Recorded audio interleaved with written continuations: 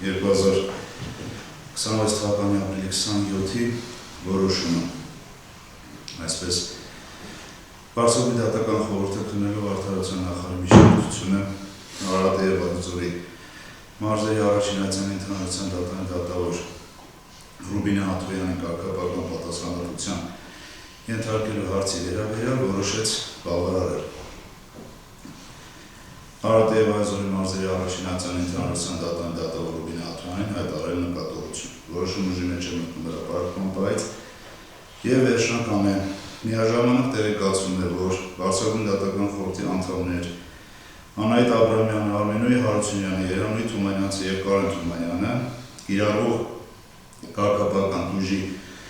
մասով ունեն հատուկ կարծիք, մասնավորապես Անահիտ Աբրամյանը և Արմենուհի Հարությունյանը կողմ են քվեարկել խիստ նկատողություն,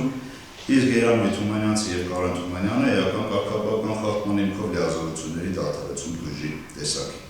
Նիստը հայտարարում է փակված։